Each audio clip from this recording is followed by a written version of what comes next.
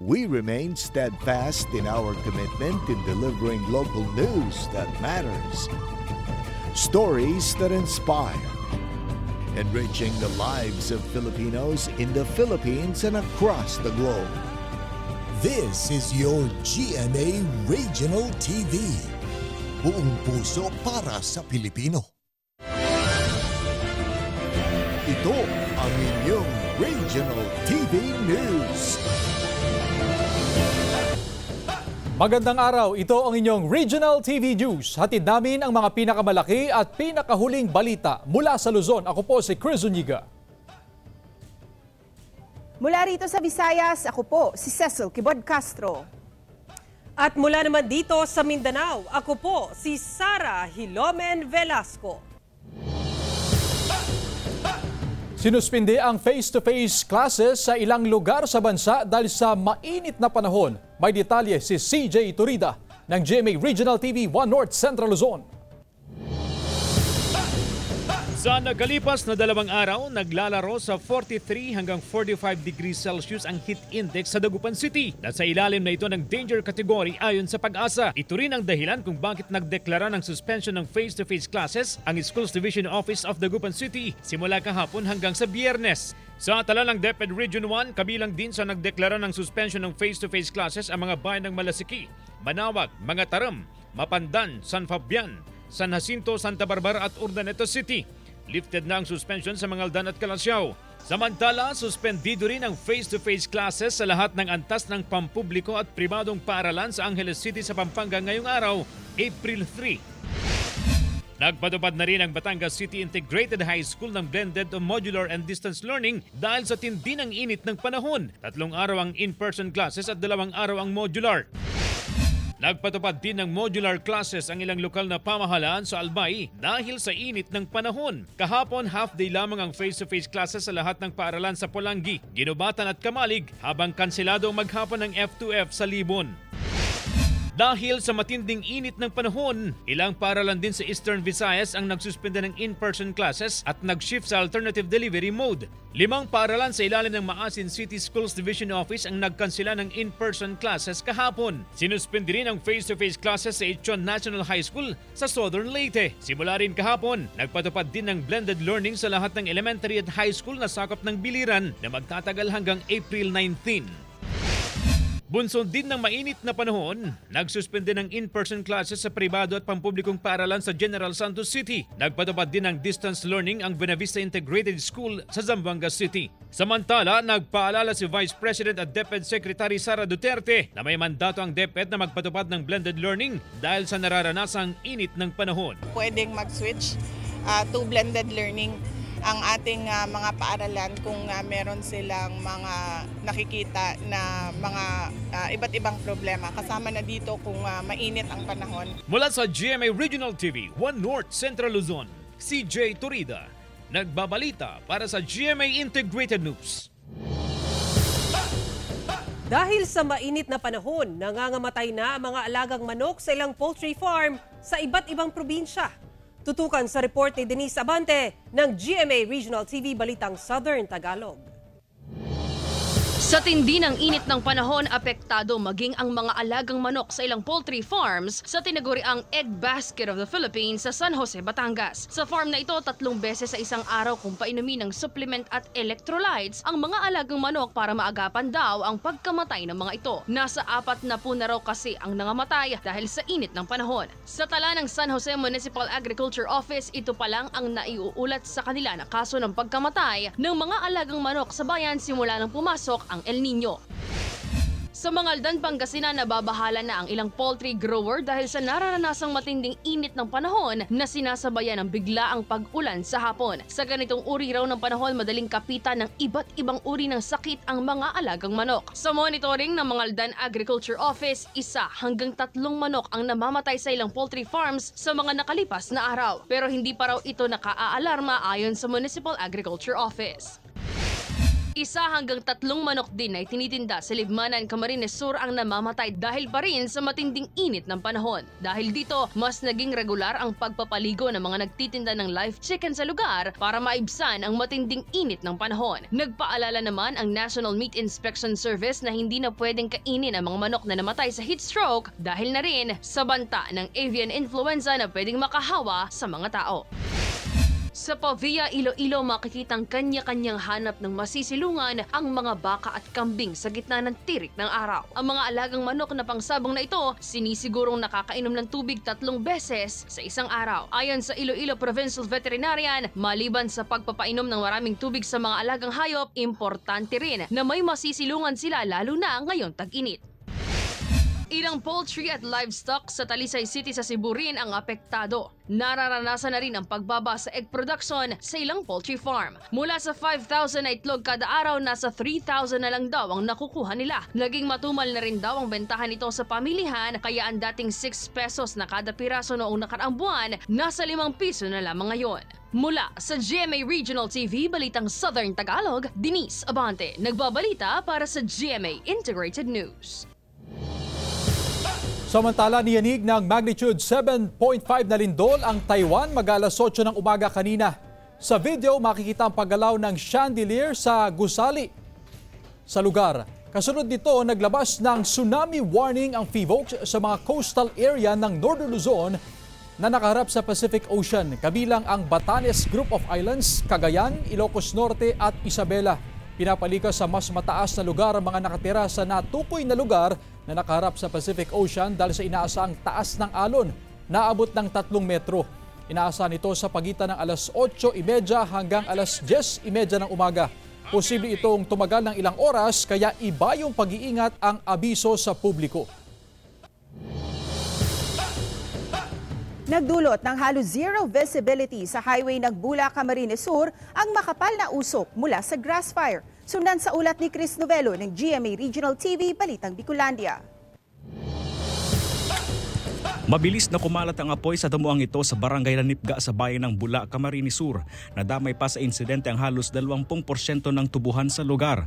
Dahil sa kapal ng usok, halos nag-zero visibility na sa highway na laging dahilan para magkaroon ng mabigat na daloy ng trapiko dahil hindi na nakakadaan ang mga motorista. May bugon na si Aso Digdi. Pondo man, abot Digdi. Sa iba nga nagdiditor na dyan. Sa may gilid lang niya, sa mga sasakyan, motor, mga light vehicle. Pero sa mga darakula, naka-standby lang dyan. Siyempre takot. Maski aso, pinagsira kong bintana, yung pinto. Tapos duman ako sa aki ko duman sa dulistansya. Balyokan niya. Ayon sa BFP Bula, umabot ng halos 15 oras ang itinagal ng sunog na kumalat sa halos 5 hektaryang damuhan. Araw ng Linggo ng unang sumiklab ang apoy at Lunes na ng hapon, Abril 1, nang tuluyang idineklarang fire out ang lugar. So nagkaigwapo kita dumanin di na struggle kasi dahil kita makapenetrate duman sa fire scene mismo. Kasi mayong agihan duman. Nagpapatuloy pa sa ngayon ang investigasyon ng mga otoridad sa sanhi ng apoy habang inaalam pa ang kabuang halaga ng iniwang pinsalan nito. Mula sa GMA Regional TV Balitang Bicolandia, Chris Novelo nagbabalita para sa GMA Integrated News. Bandang alas 11:50 ng umaga kahapon nang sumiklab ang engkwentro sa pagitan ng Armed Forces of the Philippines at miyembro ng CPP-NPA sa bahagi ng bayan ng Pilar Abra. Sa report ng AFP, nagpapatrolya ang 501st Brigade sa barangay Nagkanasan, Pilar Abra dahil sa report ng mga residente sa presensya ng rebeldeng grupo doon. Tumagal daw ng hanggang alas 7 ng gabi ang bakbakan sa pagitan ng militar at mga rebelde. Isang sundalo ang sugatan habang inaalam pa kung mayroong casualty sa panig ng NPA. Dahil naman sa engkwentro, mahigit sa 100 pamilya ang kinailangang ilikas mula sa Pilar Abra at katabing bayan ng Santa Maria, Ilocos Sur. Idineklara na ni Mayor Tyrone Christopher Berona ang suspensyon ng klase sa lahat ng antas sa bayan ng Pilar bilang precautionary measures.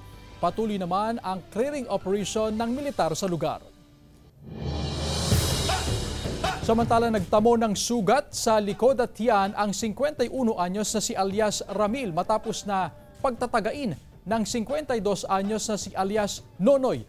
sa Barangay Zone 15, Talisay City, Negros Occidental. Ayon sa Talisay Police o City Police, sinisingil ng biktima ng utang na 100 pesos ang anak ng sospek. Nang marinig ito ng sospek, nagkaroon sila ng pagtatalo ng biktima. Pero hindi pala alam ng sospek na nabayaran naman pala ng anak ang utang nito sa biktima. Ayon naman sa biktimang si alias Ramel, wala siyang balak na ipahiya ang anak ng sospek. Sumuko kalaunan ng sospek sa PNP at ito rin ang sumagot ng mga gasto sa pagpapagamot ng biktima. Hindi na nakuha ng pahayag ang sospek na nakalabas na sa kulungan. Ayon sa PNP, wala na ring balak magsampa ng kaso ang biktima laban sa sospek. Halinan kini is tungod sa utang. Suno sa aton investigasyon na bayran na magaling inis sang bata. Ma'am, galing basig wala kabalo siguro ang tatay. Away naman to tani. Galing kay ano na ma'am, ging gatong-gatongan wala istorya ang isa.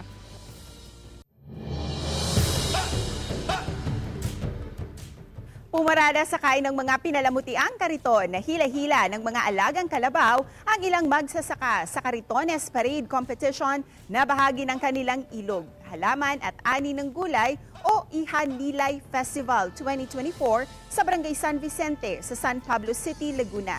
Mula ang mga magsasaka sa 7 purok ng barangay, ibinida ang mga kariton na pinalibutan ng iba't ibang gulay, prutas at mga recycled materials. Layo ng Karitones Parade Competition na makilala ang sipag at determinasyon ng mga magsasaka sa kanilang hanap buhay.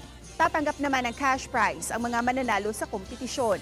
Ipinagdiriwang ang Ihanilay Festival sa nasabing barangay bilang paggunita sa kapistahan ng patron na si San Vicente Ferrer.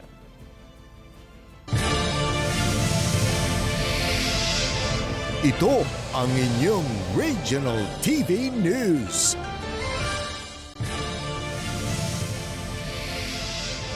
Ito ang inyong Regional TV News. 3 katao sa Pampanga ang nasawi matapos tamaan ng pertussis. Iba pang lugar sa bansa nakapagtala rin ng kaso ng naturang sakit. Yan ang tinutukan live ni Jasmine Gabriel Galban ng GMA Regional TV 1 North Central Luzon. Jasmine? Chris, simula pa ng February, tuloy-tuloy na yung reported incidents ng pertussis cases sa iba't ibang probinsya sa bansa. Sa pinakahuling tala ng Department of Health Region 3, umabot na sa 48 ang kumpirmadong kaso ng pertussis sa Central Luzon. 7 rito ang namatay. Mula sa 48 na kumpirmadong kaso, 12 rito ang naitala sa Pampanga, kung saan 3 rito ang nasawi. Karamihan sa mga tinamaan ng sakit ay mga batang hindi bakunado. Paalala ng otoridad sa mga magulang na pabakunahan ang mga anak para makaiwas sa mga sakit. Hindi lang ng pertussis pero kabilang din ang measles at rubella. Nakahanda raw ang provincial government sakaling tumaas pa ang kaso ng pertussis sa probinsya. Pinag-iingat ng health authority ang publiko, kabilang ang mga turistang umaakyat sa lungsod ng Baguio, kaugnay sa sakit na whooping cough o pertussis. Sa tala ng Baguio City Epidemiology and Surveillance Unit, 5 na ang naitalang kumpirmadong kaso ng pertussis sa syudad. 1 buwang gulang na sanggol ang pinakabatang tinamaan ng pertussis. May 3 pang kaso na hinihintay ang resulta ng confirmatory test. Nakahanda ang lahat ng healthcare facilities sa lungsod sa posibleng pagtaas ng kaso ng pertussis.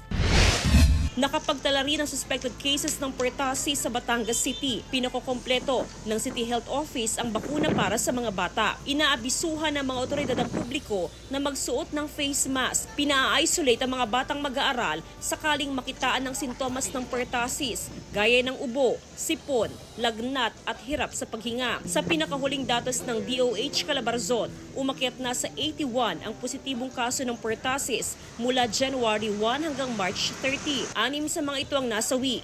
Pinakamaraming kaso sa Cavite na nagdeklara na ng outbreak. 2 sa 5 tinamaan ng pertussis sa Mandawi City, Cebu ang nasawi. Paiigtingin ng lokal na pamahalaan ng catch-up vaccination, lalo na sa mga bata na kadalasang tinatamaan ito. Kinumpirma ng Cagayan de Oro City Health Office na may 3 kaso ng pertussis o whooping cough sa lungsod. 1 3 buwang gulang na sanggol at 2 2-month-old na mga sanggol ang pasyente. Samantala, pinabulaan na ng tanggapan ang report na kumakalat sa social media na may pertussis outbreak sa lungsod. Chris, panawagan ng DOH na sakaling makaranas ng anumang sintomas ng pertussis gaya na lamang ng matinding pag-atake ng ubo at pagkahingal ay agad na magpa-check up sa pinakamalapit na pagamutan. Importante rin, Chris, na vaccinated laban sa pertussis at ugaliin ang pagsusuot ng face mask. Chris? Maraming salamat, Jasmine Gabriel Galban. Sa gitna naman ng pagtaas ng bilang ng kumpirmadong kaso ng pertussis sa Iloilo City na umabot na sa siyam, nakabili na ng dagdag na bakuna ang Iloilo City Health Office. Nasa 10 milyong piso ang ginamit na pondo sa pagbili ng mahigit sa 3,000 bakuna para sa mahigit 4,000 mga bata sa lungsod. Asahang darating ang supply anumang oras ngayong linggo. Ang nasabing pondo ay kinuha mula sa mahigit sa 16 million pesos na Quick Response Fund matapos magdeklara ng state of calamity ang lungsod. Simula nang magdeklara ng outbreak ng pertussis sa lungsod, mahigit sa 1,000 na mga bata ang nabakunahan sa Iloilo City. Hinihikayat ang mga turistang nagpupunta sa pamosong sand dune sa Poway, Ilocos Norte na magsuot ng mga panangga sa init. Narito ang ulat ni Gab De Luna ng GMA Regional TV 1 North Central, Luzon. Masayang nakibahagi sa 4x4 experience at sandboarding adventure ang ilang turista sa Suba, Poway, Ilocos Norte nitong bakasyon. Walang bubong ang mga 4x4 na ginamit, kaya tiniis ng mga turista na magbilad sa araw upang masulit ang pagpunta sa pamosong sand dunes. Ang turistang si Renalyn at mga kasamahan mula Cagayan, pinili pa ring mamasyal kahit tirik na tirik ang araw. May baon naman daw silang tubig para mag-rehydrate. Gabi na yun kasi noon, kaya parang hindi namin makita yung view, kaya pinakancel namin. Kaya ngayon parang mas okay yung view kahit na mainit. Wala pang adjustment sa 6 a.m. to 6 p.m. schedule ng operasyon ng mga 4x4 truck. Pero hinihikayat ang mga turista na magsuot ng panangga sa init tulad ng jacket at sombrero. Kahit mainit, dinadagsa pa rin ng mga maraming turista, kagaya ng mahal na araw. Bilang pag-iingat, hindi pinahihintulutang sumakay sa 4x4 adventure trucks ang mga may alta presyon at sakit sa puso. Sumailalim naman daw sa first aid training ang mga empleyado upang magsilbing medic kung kinakailangan. Mula sa GMA Regional TV 1 North Central Luzon, Gab De Luna, nagbabalita para sa GMA Integrated News.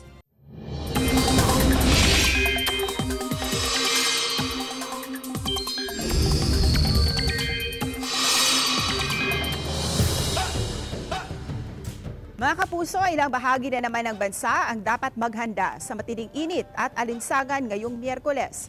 Ayon sa Pag-asa, posibleng umabot sa 42 degrees Celsius ang heat index sa Apari, Cagayan, Pili, Camarines Sur, Dumangas, Iloilo, Catarman, Northern Samar at Giwan, Eastern Samar. Ang ilang bahagi ng bansa posibleng makaranas ng mga local thunderstorm lalo na sa bandang hapon o gabi. Gaya sa Central at Southern Luzon, Visayas at Mindanao, base sa rainfall forecast ng Metro Weather. Walang namataang sama ng panahon sa loob o labas ng Philippine Area of Responsibility. Ridge of High Pressure Area ang patuloy na umiiral sa eastern section ng Luzon ayon sa Pag-asa. Ibig sabihin, mas kaunti ang mga ulap na inaasahan, kaya mas mababa ang tsansa ng ulan at walang tatabing sa matinding init o sikat ng araw. Ito ang inyong Regional TV News. Ito ang inyong Regional TV News. Nagbabala ang PNP sa bagong modus operandi ng mga kawatan. Nakatutok si Claire Lacanilaw ng GMA Regional TV 1 North Central, Luzon. Nagbabala ang PNP sa posibleng paglipanan ng Blue Lady modus operandi kung saan target ang mga senior citizen na naglalabas ng kanilang pera sa ATM. Sa modus, magpapanggap ang suspect na tutulong sa kanyang biktima. Tatanungin ang PIN ng card, saka maglalagay ng glue sa ATM keypad button. Palalabasin na kinain ng ATM ang card at doon na isasagawa ng kawatan ng modus. Hingi ka ng tulong sa teller sa loob ng bangko or sa guard. Yun na ang pagpumunta na yung biktima, yun na yung pagkakataon niya na gagamitin yung PIN niya at siya na yung mag-operate doon sa ATM machine at kukunin yung pera Hirap daw sa pag-withdraw ang 56 anyos na si Lilibeth Gante, kaya lagi niyang isinasama ang kanyang anak. Mas mabuti na raw na maingat at alisto para hindi mabiktima ng anumang modus. Kasi mahirap yung mag-withdraw ng ano. Tapos, nag-iingat na rin kami. Tapos, pag nag-withdraw yung anak ko, nasa likod pa rin ako. Pinaigting pa ng pulisya ang pag-iikot sa mga establishmento, lalo na sa mga bangko. Mula sa GMA Regional TV 1 North Central Luzon, Claire Lacanilaw, nagbabalita para sa GMA Integrated News.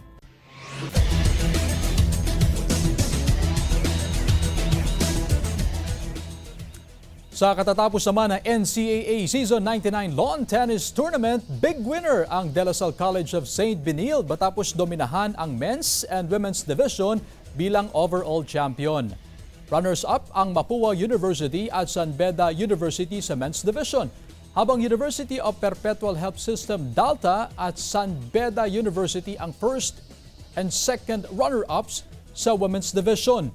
Ilan sa mga tumanggap ng individual awards para sa Most Valuable Player sa men's si Carl Ubalde at MVP sa women's si Valerie Desoyo na pareho mula sa De La Salle College of St. Benilde, habang Coach of the Year naman si John Ray Moreno mula pa rin sa La Salle team.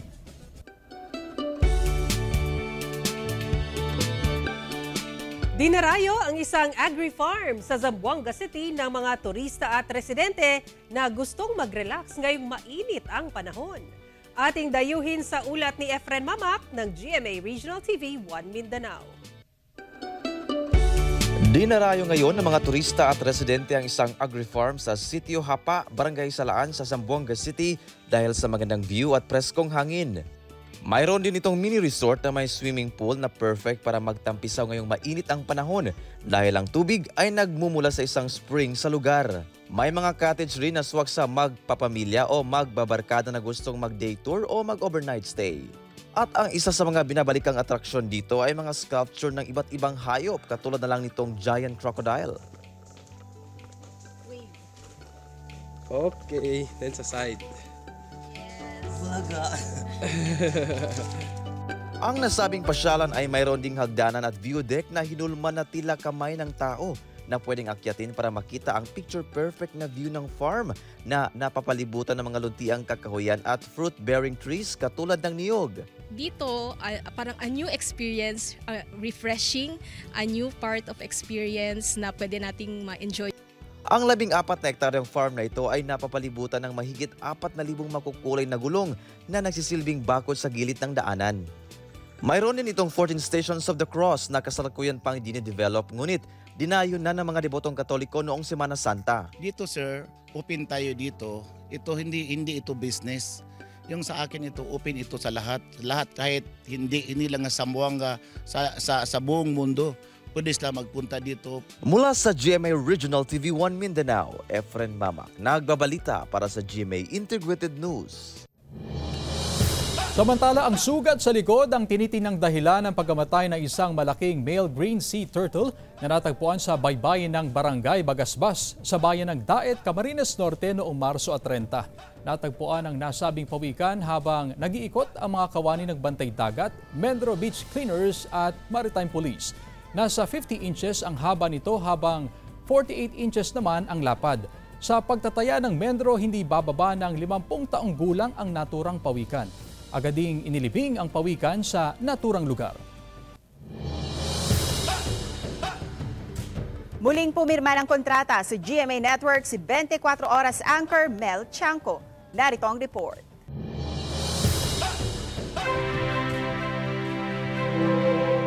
Sa loob ng halos 3 dekada, isa ang kanyang pangalan at boses sa mga narinig ng mga manunood at sa paghatid ng balita Luzon, Visayas at Mindanao at kwento ng mga Pilipino. Magpakailanman. Mula sa saksi, front page, ulat ni Mel Tiangco. Hanggang sa maging isa sa kauna-unahang anchor ng nangungunang news program ng bansa, ang 24 Oras. Ito ang 24 Oras. At ngayong 2024, pinagtibay niya ang patuloy na pagganap sa mas malaking misyon at mas malawak na paglilingkod sa bayan. dahil muling pumirma ng kontrata ang Kapuso news pillar na si Mel Tiangco bilang anchor ng 24 oras. Official Miss Mel Tiangco is still a loyal Kapuso. Pinangunahan niyan ni GMA Chairman Attorney Felipe Algozon, President and CEO Gilberto R. Duavit Jr., Executive Vice President and Chief Financial Officer Felipe S. Yalong, at Senior Vice President for Integrated News, Regional TV and Synergy, Oliver Victor B. Amoroso. Si Mel, or Tita Mel, as she is fondly called by everybody here, in GMA and in GMA Kapuso Foundation, ay hindi lamang icon, kundi isang institusyon na. Sapagkat ang puso ni Mel ay talagang nasa tamang lugar at alam ng mga tao na hindi plastic ang kanyang desire to help, kung hindi tunay at totoo. We are very happy sa kanyang pagpirma ulit ng kontrata sa ating network. Maraming salamat for being who you are and for being what you've become. We continue to be inspired by you and continue to be motivated in knowing that we have the Mel Tiangco as a Kapuso. I've been telling her this. She is the most credible broadcast journalist in the country. Sinabi nga ng aming chairman, you're the face of the Kapuso Foundation and no one can change that. You are inspiration not only for those on cam but behind cam. Again, Tita Mel, thank you, and we are so proud to have you continue as our anchor for 24 oras. Dumalo rin sa contract signing sina GMA Integrated News Consultant Grace de la Peña Reyes at Vice President and Deputy Head for News Program and Specials Michelle Seva at iba pang opisyal ng GMA Integrated News. Naging emotional pa si Mel habang pinapanood ang congratulatory message ng kanyang mga kasamahan sa GMA Integrated News.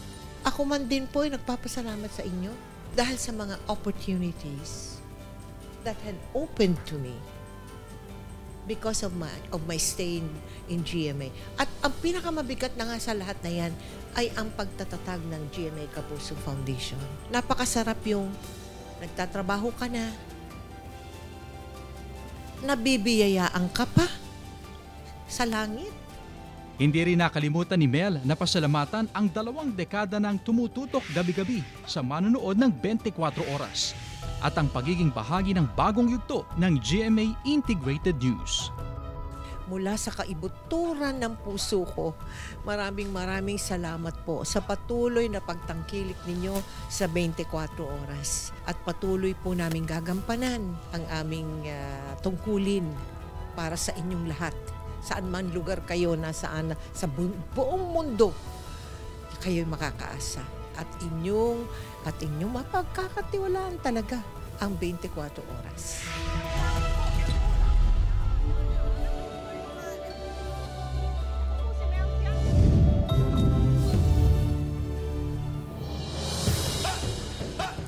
Samantala, mapapanood niyo po ang episode na ito sa official website ng GMA Regional TV, www.gmaregionaltv.com.